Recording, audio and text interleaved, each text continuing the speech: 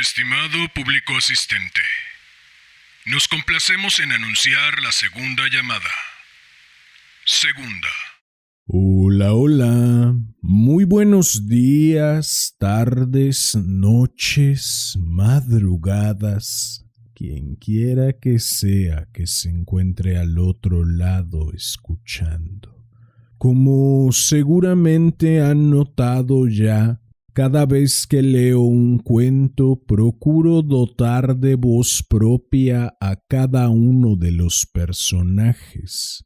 Claro está, con el tiempo que tengo para ensayar y preparar las lecturas y las decenas de personajes que han aparecido a lo largo de los casi 40 cuentos leídos hasta el día de hoy, no es de extrañar que la voz de algún personaje en algún cuento vuelva a aparecer después en otros personajes de algunos otros cuentos. Encontrar voces únicas para todos y cada uno de los personajes sería una tarea titánica que requeriría de muchísimo más tiempo de planeación y ejecución o de muchísimos más participantes en las lecturas. Bien, el cuento que les traigo el día de hoy no fue pensado para ser leído en voz alta. Lo sé porque el cuento está originalmente narrado en español. No obstante, gran parte de la narración ocurre desde las perspectivas de unos personajes franceses que, según se entiende por contexto, están pensando y hablando en francés. Este detalle, aparentemente insignificante, trajo consigo algunas dificultades.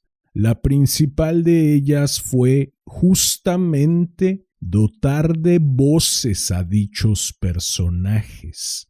Después de quebrarme el coco un rato tratando de resolver el enigma concerniente a las voces, recordé con profundo cariño infantil a cierto personaje que para bien o para mal dejó impronta en mí sobre cómo supuestamente deberían sonar los personajes franceses. Muy probablemente sabes ya de quién estoy hablando. Sí, así es. Me refiero al ahora vetado y satanizado zorrillo de los Looney Tunes, Pepe Le Pew. He convivido por fortuna y por infortunio con francófonos nativos y los he oído hablar español y sé de sobra que el acento no se parece en nada al acento del zorrillo.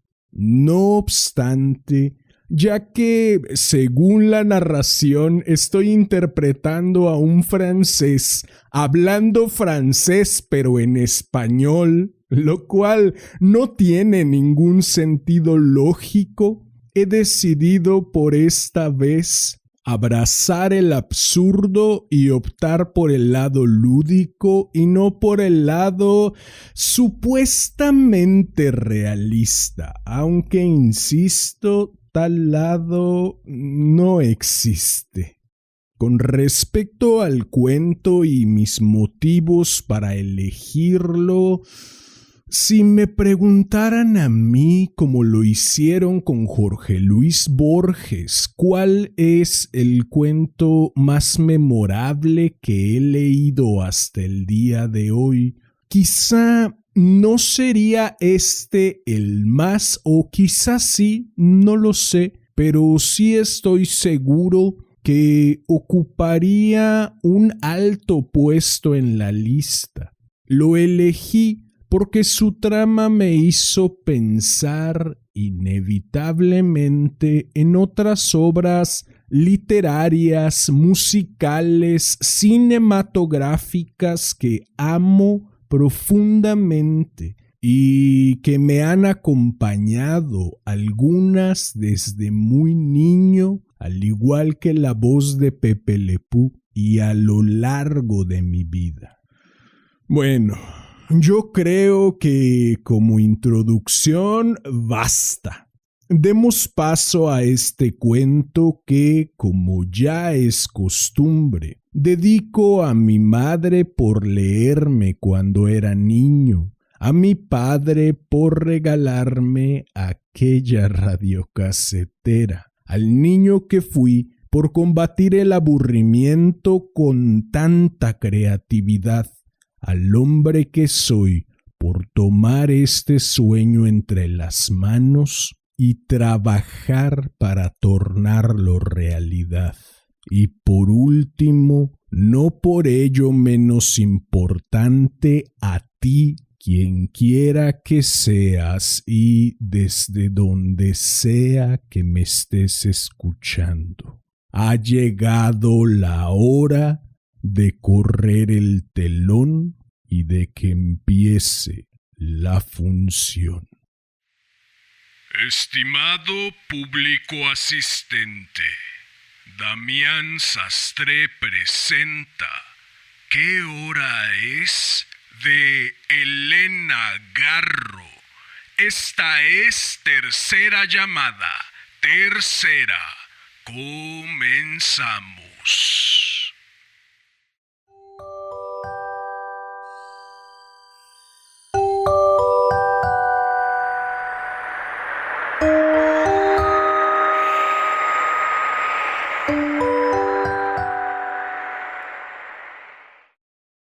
¿Qué hora es, señor Brunier? Los ojos castaños de Lucía recobraron en ese instante el asombro perdido de la infancia. El señor Brunier esperaba la pregunta. Miró su reloj pulsera y dijo marcando las sílabas para que Lucía entendiera bien la respuesta. Las 9:44.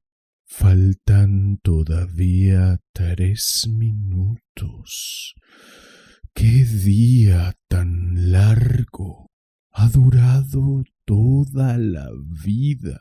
¿Dios me regalará esos 3 minutos?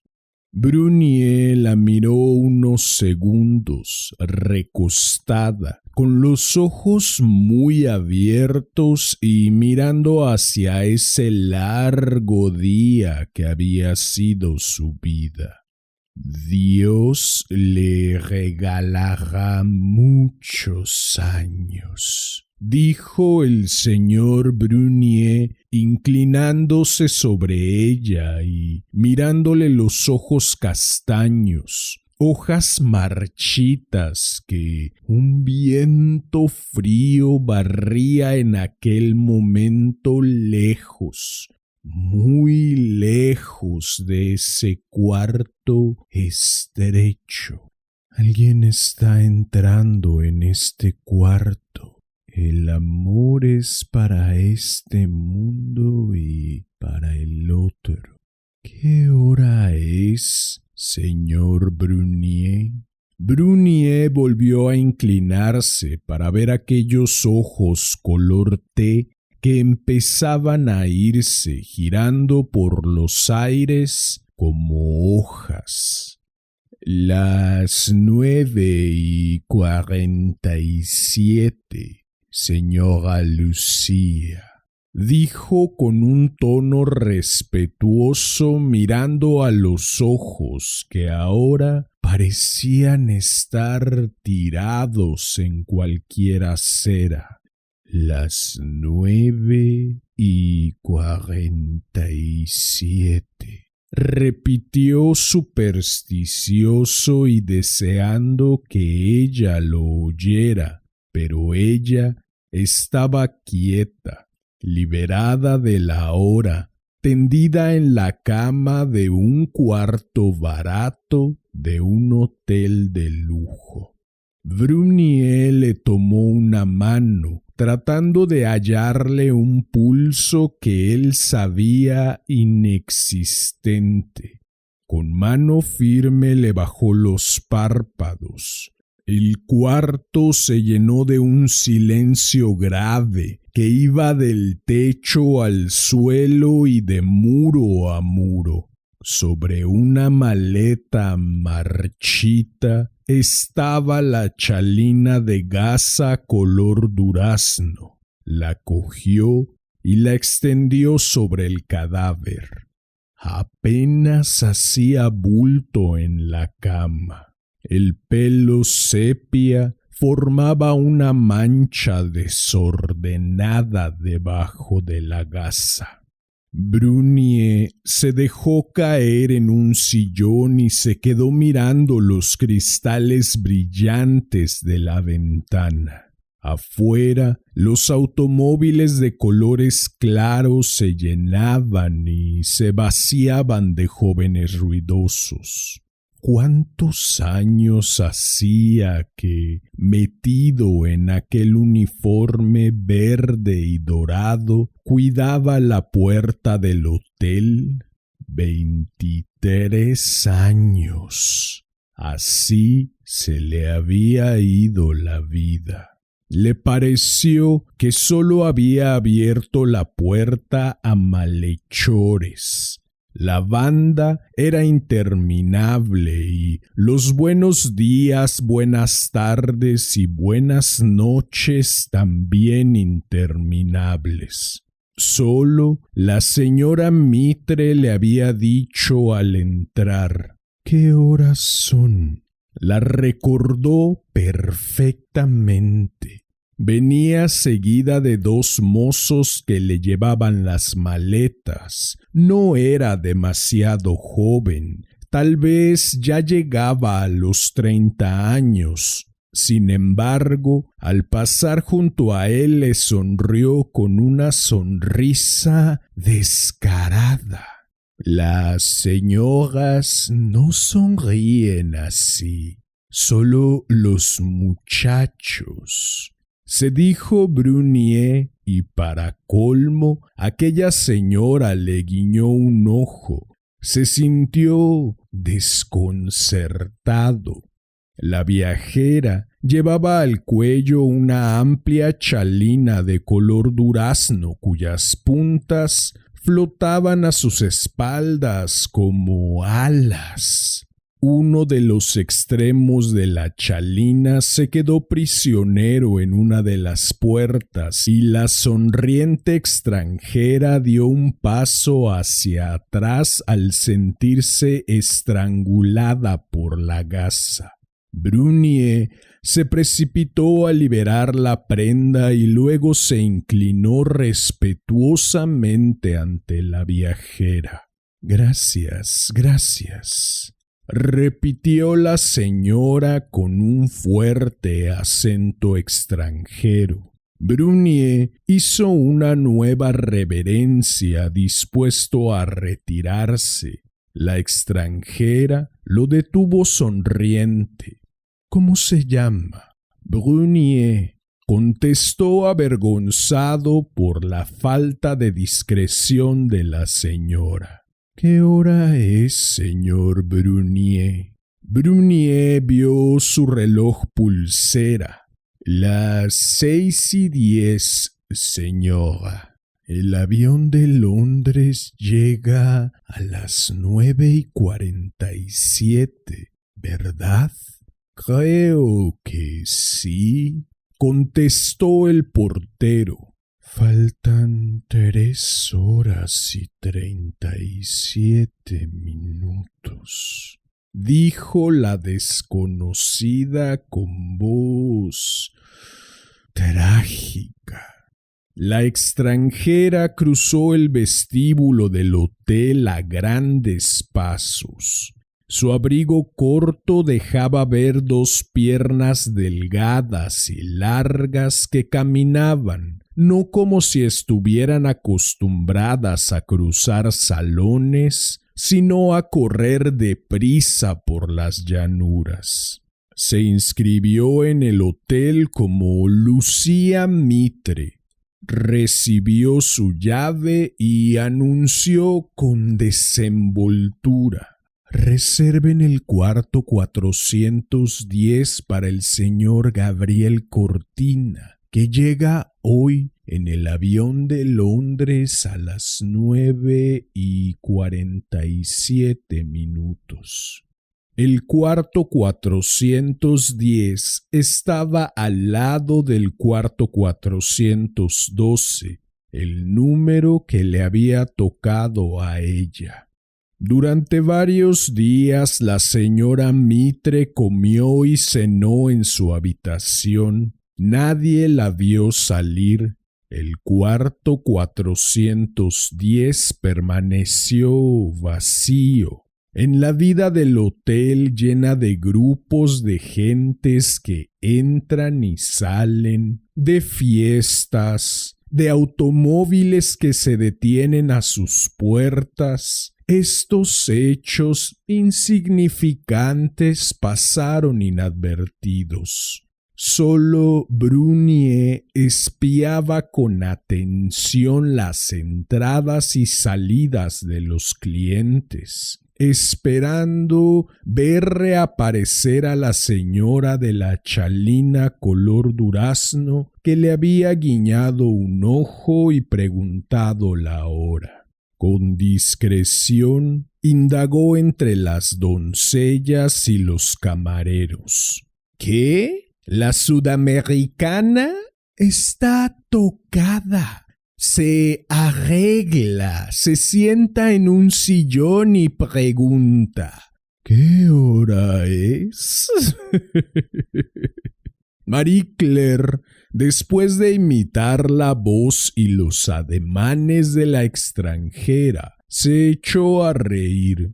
¡Qué manía! A mí también no hace sino preguntarme la hora, dijo Albert, el camarero que le llevaba los desayunos.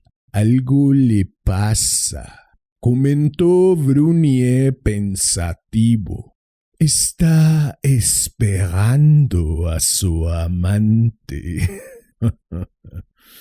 Exclamó Marie Claire soltando una carcajada rencorosa. Brunier escuchó las confidencias y siguió cuidando la gran puerta de entrada. Pasaron 2 meses. De la gerencia del hotel le preguntaron a la señora Mitre si pensaba seguir guardando la habitación 410. Claro, el señor Gabriel Cortina llega hoy en el avión de las 9:47, contestó ella con aplomo. Es una extravagante, dijeron en la administración. Los ricos pueden serlo. ¿Qué le importan esos francos si en su país tiene 100,000 caballos y 300,000 vacas? Replicó Mademoiselle Yvonne con voz amarga y dejando por unos momentos las cuentas para entrar en la conversación. Todos los sudamericanos tienen muy buenas vacas y muy malas maneras. Como carecen de ideas, están llenos de manías, dijo el señor Gilbert asomándose por encima de su cuello duro.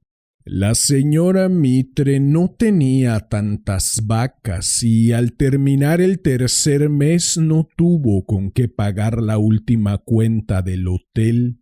El señor Gilbert subió a su habitación. La señora Mitre le abrió la puerta sonriente, lo hizo pasar y le ofreció asiento. Señora, lo siento, estoy realmente desconcertado, pero debe usted mudarse de hotel. ¿Mudarme?, preguntó la señora asombrada. El señor Gilbert guardó silencio. Después asintió gravemente con gestos de la cabeza. No puedo mudarme. Aquí estoy esperando al señor Gabriel Cortina. Él llega hoy en la noche en el avión de las 9:47. ¿Qué diría si no me encontrara? Sería una catástrofe, una verdadera catástrofe. El señor Gilbert estaba apenadísimo. La cuenta del hotel no había sido cubierta. Según tengo entendido, la señora no tiene dinero para cubrir la cuenta. ¿Dinero? No tengo nada, dijo la señora echando la cabeza para atrás y riendo de buena gana. ¿Nada? Preguntó el señor Gilbert aterrado. Nada, lo que se dice nada, aseguró ella sin dejar de reír. El señor Gilbert la miró sin entender lo que ella le decía.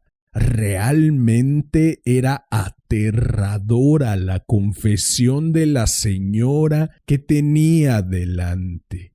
¿Por qué duda usted de su palabra si me dijo que llegaba hoy en el avión de las 9:47? No lo dudo, dijo Gilbert desconcertado. La señora Mitre lo miró un rato con sus ojos color té, luego pareció nerviosa. Se torció las manos y acercó mucho su rostro al del señor Gilbert. ¿Qué hora es?, preguntó inquieta. Las 4:05, contestó el hombre casi a pesar suyo. Las tardes eran ahora muy cortas y por la ventana entraba el oscurecer gris y frío. El señor Gilbert encendió una lámpara que estaba sobre una consola y su luz rosada iluminó la cara pálida de la señora Mitre. Era duro decirle a aquella mujer sonriente y delicada que debía desalojar el cuarto ahora mismo. La miró con valor. Señora. Ella se volvió hacia él sonriendo con aquella sonrisa de muchacho de campo y le guiñó un ojo. Sí, señor.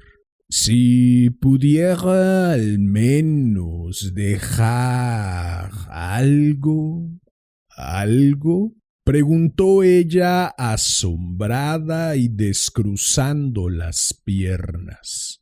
Sí, algo de valor, dijo el señor Gilbert impaciente. ¿Por qué le tocaría a él precisamente venir a decirle a la señora Mitre esta estupidez?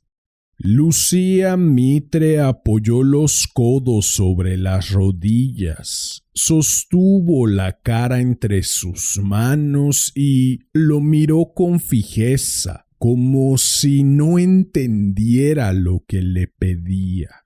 Gilbert guardó silencio. No se le ocurría agregar ninguna palabra. De valor, repitió Lucía como para sí misma. Entrecerró los ojos y volvió a cruzar las piernas. De pronto se llevó las manos a la nuca y con decisión se quitó el collar de perlas de varios hilos que llevaba puesto. ¿Esto dijo extendiendo las manos que sostenían las perlas. El señor Gilbert apreció desde lejos sus reflejos tornasoles y pareció tranquilizarse. Son muy caras. Cuánto rogué para que me las regalaran y...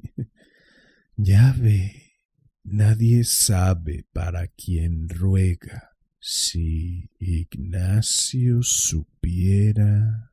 agregó como para sí misma. El señor Gilbert no supo qué contestar. Lucía le tendió el collar con un gesto amplio. Ignacio es mi marido, dijo a modo explicativo. ¿Su marido? Preguntó Gilbert al mismo tiempo que recogía la alhaja. Sí, mi marido. Madame Mitre se quedó mirando al vacío como si la palabra marido la hubiera transportado a un mundo hueco. Es una historia muy complicada. ¿Verdad que las complicaciones son odiosas, señor Gilbert? Contestó su interlocutor casi mecánicamente. Gilbert. Completó ella su frase trunca. Las palabras de Lucía sonaban irreales en la habitación de luz rosada. Su voz salía con lentitud y parecía que no iba dirigida a nadie. Las frases apenas dichas rodaban frágiles por el aire y caían sin ruido sobre la alfombra. Lucía miró a Gilbert para que éste no olvidara lo que iba a decirle. Ahora comprende usted por qué Gabriel Cortina llega esta noche en el avión de las 9:47, ¿verdad? Gilbert guardó silencio y guardó el collar para examinarlo más tarde con calma.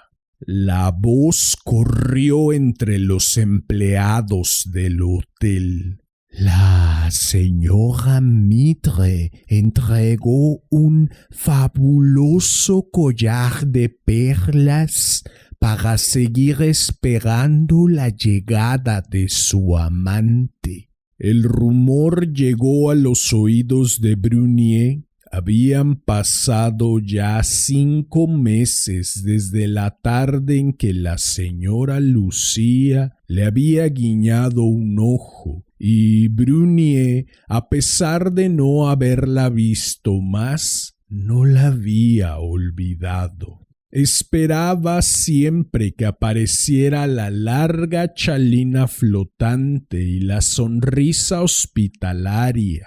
El cuarto 410 había sido ocupado por un sinfín de viajeros que se dirigían a las montañas de Australia o a los soles de España y Portugal, y la señora Mitre permanecía invisible en el cuarto 412 del hotel.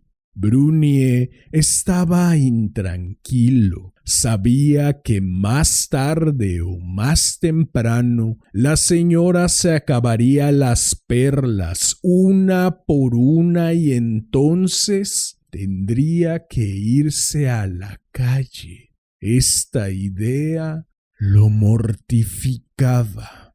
Señorita Yvonne, ¿cuántas perlas le quedan todavía a la señora Mitre? Preguntó Brunier, temeroso de la respuesta. 22, contestó Yvonne. ¿Y después? Después, up, contestó Yvonne haciendo sonar los dedos. Hay que hablar con ella, dijo Brunier pensativo. No lo va a escuchar. Está esperando a su amante que no va a llegar, dijo Yvonne convencida. Lo que hace es una niñería, insistió el señor Brunier. El domingo por la tarde, el señor Brunier subió al cuarto 412. Se alisó los cabellos antes de llamar. Sentía que iba a cumplir con una misión importante y que no debía fallar en sus gestiones. Lucía Mitre le abrió la puerta, lo miró sonriente, lo invitó a pasar y le ofreció asiento con su mismo gesto amplio y alegre. Realmente tiene buenas maneras, solo que no me escuchó. Lo único que logré fue convencerla de que se mudara al cuarto 101, pues así tendrá 2 días por cada perla. Mañana temprano le bajo las maletas, comentó Brunier más tarde. Esta historia empieza a ponerme nervioso, dijo Albert. ¿Y el tal Gabriel en dónde está?, preguntó exasperada Marie Claire. A lo mejor no existe, a lo mejor ella lo inventó, dijo Mauricio, uno de los elevadoristas. Es muy posible, si no ya hubiera dado señales de vida, asintió Marie Claire. Más tarde, Yvonne atrapó al señor Brunier en los vestidores. Hasta ella había llegado la hipótesis de Mauricio y quería consultarlo con el viejo portero que parecía tener tanto interés en la extranjera. ¿Sabes, Brunier, que nunca ha recibido carta de ningún lado del mundo? ¿Y ella no pregunta si ha tenido correspondencia?, preguntó Brunier pensativo. No dice nada, solo pregunta la hora. Dice que su reloj va muy despacio, explicó Yvonne con avidez. Pero tiene que haber vivido antes en algún lugar. No me diga que se apareció así de pronto en la mitad de París. Durante muchos días, Lucía Mitre vivió en el cuarto 101. Solo los criados la veían. Comía y cenaba en su habitación y no hablaba con nadie. De pronto, el señor Gilbert volvió a visitarla. Otra vez tenía que pedirle que abandonara el hotel, pero Lucía buscó sonriente en su alajero unos aretes de diamantes y se los entregó al visitante. Brunier subió al cuarto 101. Quería convencer a la señora Mitre de algo muy penoso, que se mudara a un hotel más barato. De esa manera, sus diamantes se convertirían en muchos días. ¿Muchos días? Pero si Gabriel llega hoy en el avión de las 9:47. ¿Por qué tienen ustedes tanta prisa? ¿Nunca han visto a nadie que espere a su amante todo el día? Sí, un día, dijo Brunier. Entonces, ¿qué hora es?, dijo ella. Las 12:30 de la mañana, contestó Brunier mirándola con desesperación. Bueno, pues dentro de 9 horas y 17 minutos llega Gabriel. Lucía agachó la cabeza. Parecía cansada. Se miró las puntas de los pies y se arregló los pliegues de su falda de seda color durazno. Después sonrió levemente al portero. Este se sintió avergonzado. Nada de lo que él pudiera decirle resultaba válido, porque Lucía Mitre giraba como una mariposa alrededor de un fuego que él no percibía, pero que estaba allí en la misma habitación cegándola. Claro, señor Brunier, que el tiempo se ha vuelto de piedra.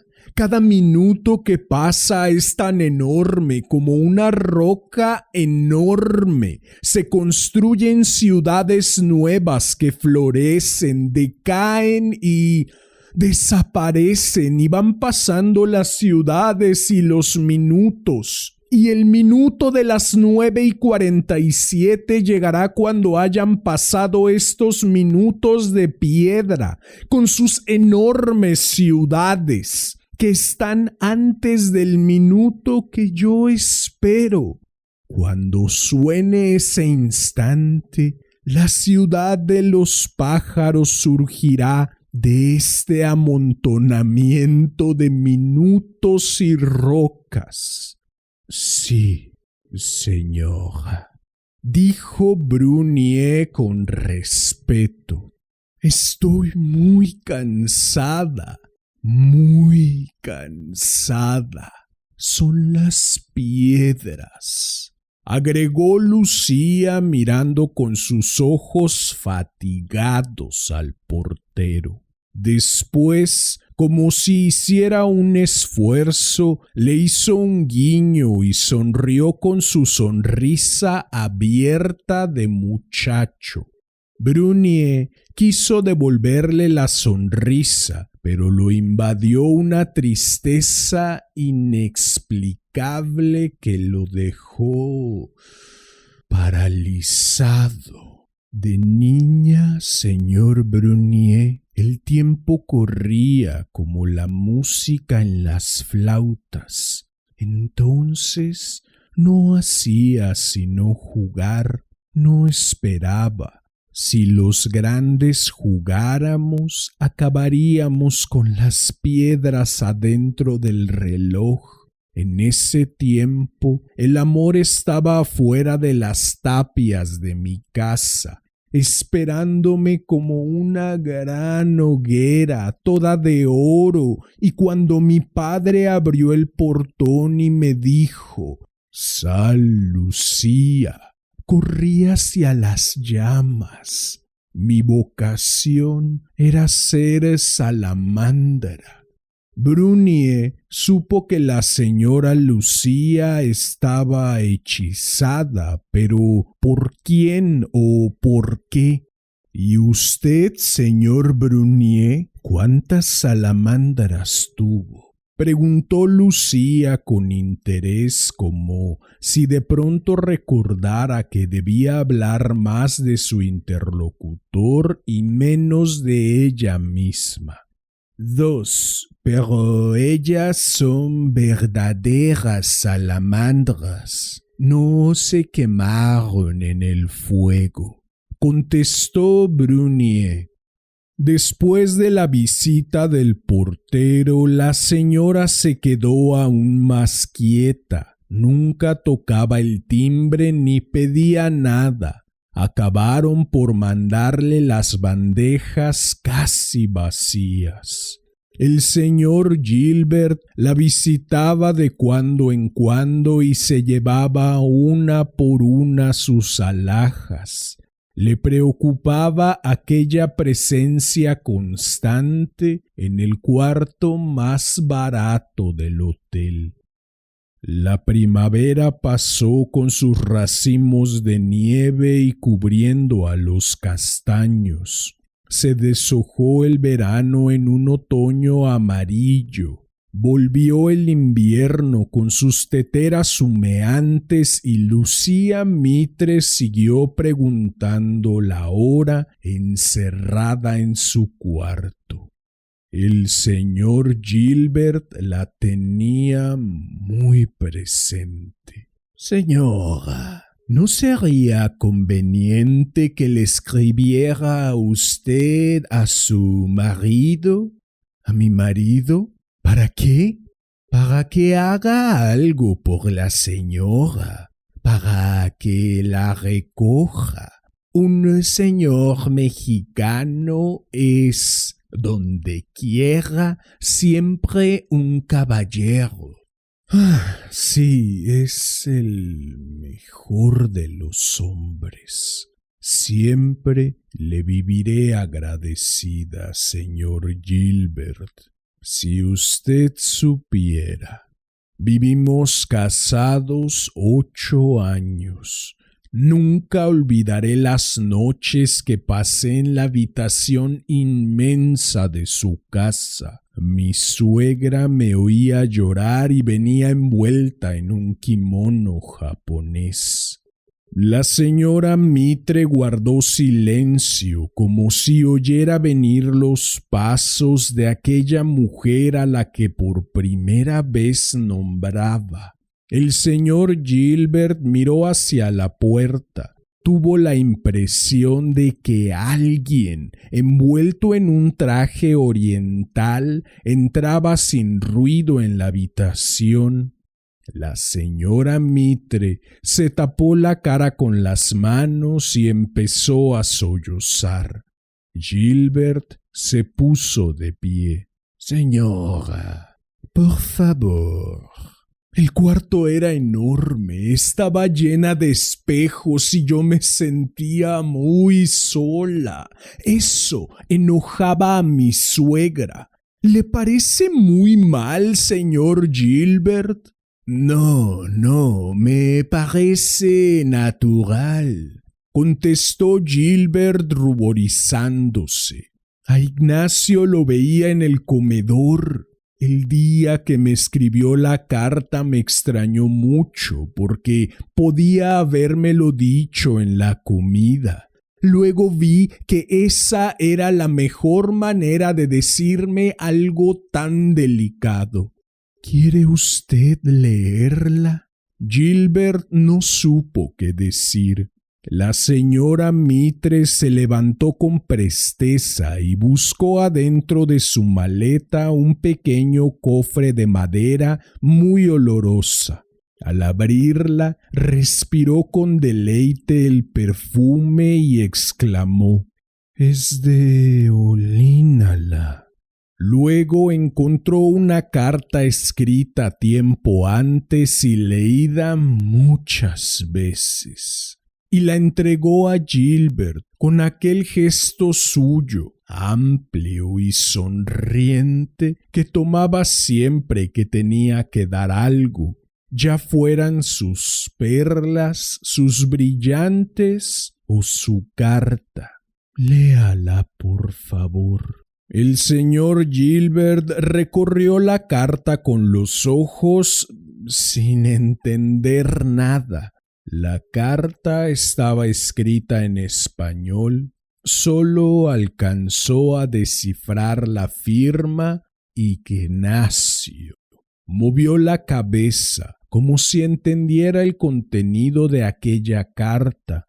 La dobló con cuidado y quiso guardarla como las perlas para que alguien se la tradujera más tarde, pero Lucía Mitre tendió la mano y a él no le quedó más remedio que entregarla.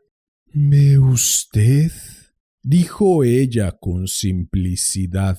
Luego se puso de pie, alcanzó una cerilla y le prendió fuego al papel. Gilbert no pudo impedir su gesto y la carta se retorció en las llamas hasta convertirse en una telita negra que cayó hecha añicos. Ahora ya no sirve, ¿verdad? Preguntó asombrada.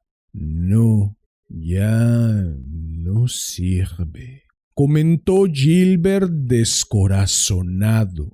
Estaba seguro de que esa carta quemada contenía el secreto de Lucía Mitre.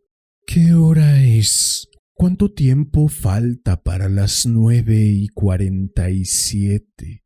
4:23, dijo el señor Gilbert con voz melancólica.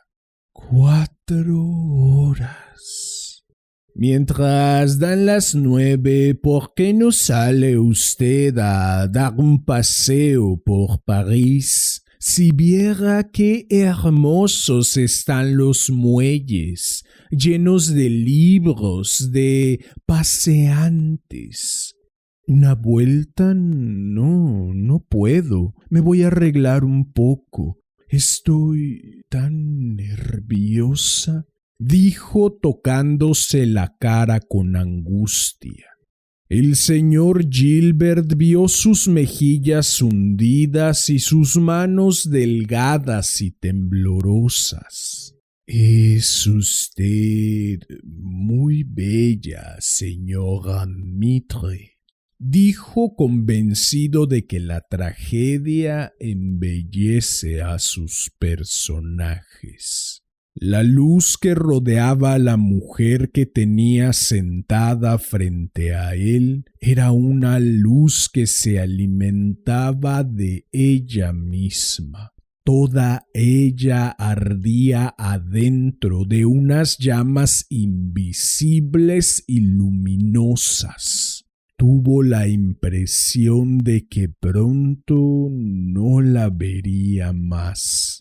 Admiró los huesos calcinados de sus pómulos y de sus dedos translúcidos. ¿Cuándo y cómo y por qué había entrado en aquella hermosa dimensión suicida? Se sintió grosero junto a la dama vestida de color durazno que se transmutaba cada día más en una materia incandescente que a él le estaba vedada. Después de esa carta, ya no podía quedarme en la casa de Ignacio. Recuerdo que la noche de la cena, la seda de las paredes del comedor ardía en llamas pequeñísimas y que las flores de la mesa olían con la frescura que solo se encuentra en los jardines. Cuando vi las manos de Ignacio y de Emilia acariciándose sobre el mantel, me parecieron las manos desconocidas de personajes desconocidos. En ese momento me fui a vivir a otro palacio. Aunque aparentemente seguí durmiendo en el cuarto de la casa de Ignacio, por las noches, después de la visita de mi suegra, entraba Gabriel. ¿Usted conoce México? Pues Gabriel es como México, lleno de montañas y de valles inmensos. Siempre hay sol y los árboles no cambian de hojas sino de verdes. La señora Mitre se quedó buscando aquellos soles brillando sobre las copas de los árboles de su país.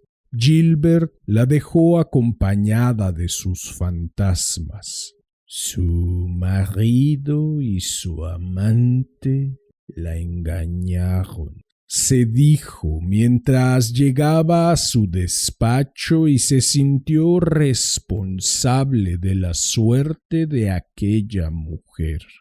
Durante los 2 meses que todavía vivió en el hotel, el señor Gilbert se negaba a comentarla. Por favor, no hablen de la señora Mitre. Me da escalofríos. Ahora, Lucía Mitre estaba cubierta con su chalina de gasa color durazno. Una ira antigua y caballeresca se apoderó de Brunier. «Pobre pequeña», se dijo pensando en Gabriel.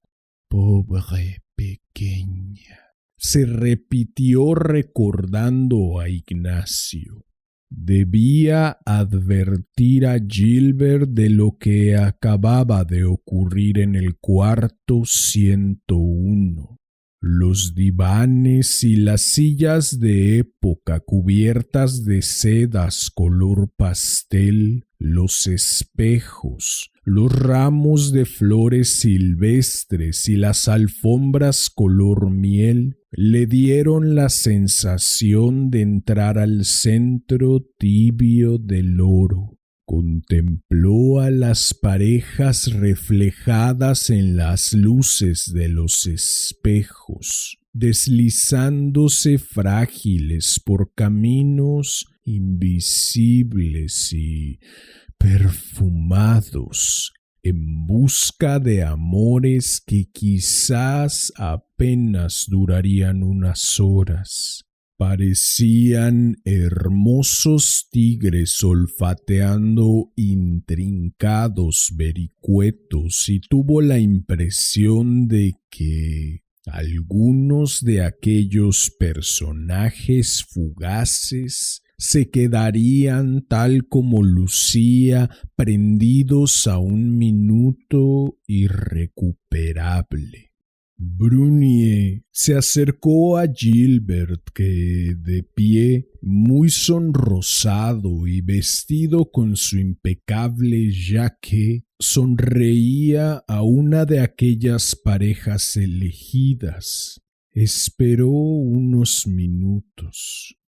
«La señora Lucía acaba de morir», anunció sin dejar traslucir su emoción. «¿Qué dice?», preguntó Gilbert, adoptando el rostro más inexpresivo que encontró. «Que la señora Lucía Mitre acaba de morir», repitió Brunier sin cambiar de actitud. «¡Qué desdicha!», exclamó el señor Gilbert en voz baja. Luego atendió sonriente a una clienta que le preguntaba por el bar. «Voy a llamar a la policía. Hay que evitar que los clientes se den cuenta de lo sucedido». Murió exactamente a las 9:47, explicó Brunier con una voz que quiso ser natural. Gilbert iba a decir algo, pero la llegada de un cliente lo distrajo. El cliente era joven. Llevaba una raqueta en la mano y su rostro era asoleado y sonriente. Con voz juguetona explicó que desde hacía 11 meses una amiga suya le había reservado el cuarto 410. No sabía si la reservación se había hecho a nombre de su amiga Lucía Mitre o al suyo, Gabriel Cortina.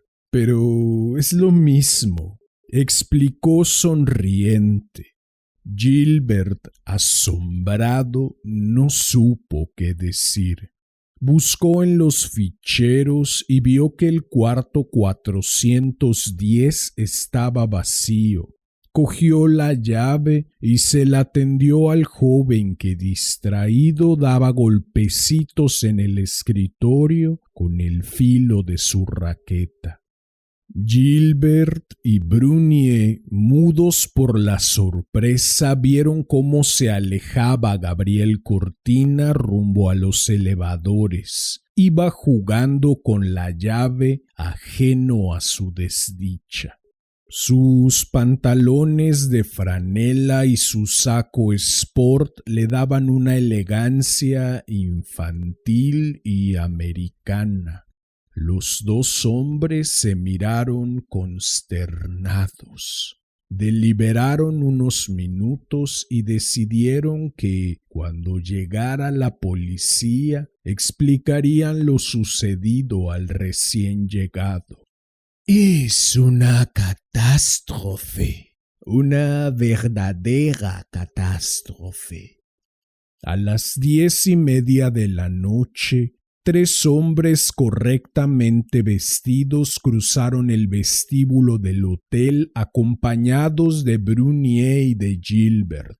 Los 5 hombres subieron primero al cuarto 410 para decirle a Gabriel Cortina lo sucedido. Llamaron a la puerta con suavidad. Al ver que nadie contestaba a sus repetidas llamadas, decidieron abrir con la llave maestra. Encontraron el cuarto vacío e intacto. Brunier y Gilbert se miraron atónitos, pero recordaron que el cliente no llevaba más equipaje que su raqueta. Buscaron la raqueta sin hallarla. Entonces llamaron a los criados, pero ninguno de ellos había visto al joven que buscaban. Los 3 policías revisaron el baño y los armarios. Todo estaba en orden. Nadie había entrado en aquella habitación. Perplejos, los 5 hombres bajaron a la administración. Tampoco allí ninguno de los empleados, ni siquiera Yvonne, recordaba la llegada de aquel huésped. La llave del cuarto 410 estaba colgada en el fichero, intocada. Gilbert y Brunier discutieron acalorados con el personal de la administración la presencia de Gabriel Cortina en el hotel. Los policías ordenaron pesquisas que resultaron inútiles, pues el joven risueño, propietario de la raqueta, no apareció en ninguna parte del hotel. Había desaparecido sin dejar huella. Después de muchas discusiones, adoptaron la hipótesis de que habían sido víctimas de una alucinación. Fue el deseo de que llegara. Aceptó vencido y melancólico el señor Gilbert. Sí, eso debió haber sucedido. Los dos la amábamos, confesó Brunier. Los 3 policías se enternecieron con lo sucedido. Uno de ellos era de la Bretaña y contó que en su país sucedían cosas semejantes. Sombríos, los 5 hombres se dirigieron al cuarto de Lucía Mitre para terminar con su triste diligencia. Al entrar en la habitación, los policías se quitaron los sombreros y se inclinaron respetuosos ante el cuerpo de la señora. Brunier, solemne, señaló a los pies de la cama. Ahí está, dijo casi sin voz.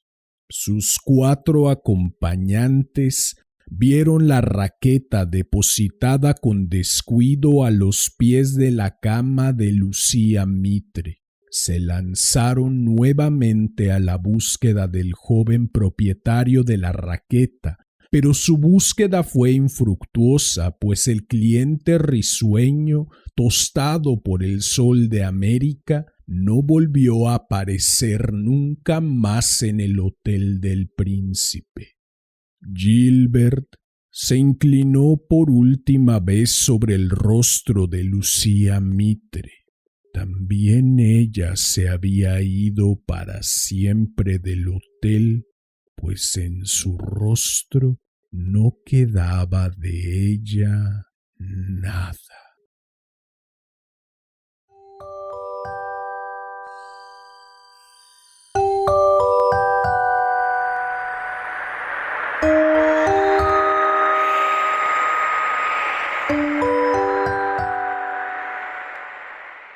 Bien, pues eso fue ¿Qué hora es? De Elena Garro. Espero que lo hayas disfrutado.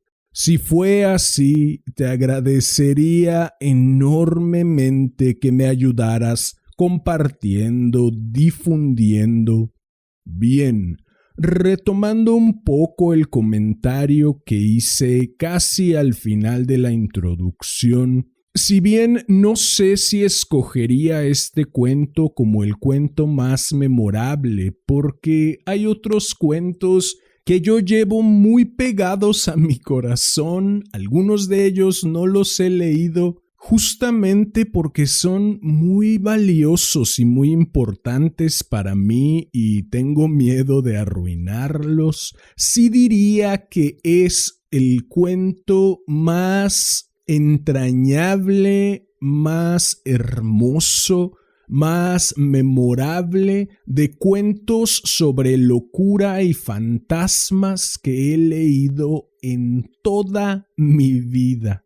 A mi parecer es un cuento preciosísimo. Espero de todo corazón haber sido capaz de transmitirles con esta voz que todavía se está recuperando el sentimiento encerrado en estas hermosísimas letras de la gran Elena Garro.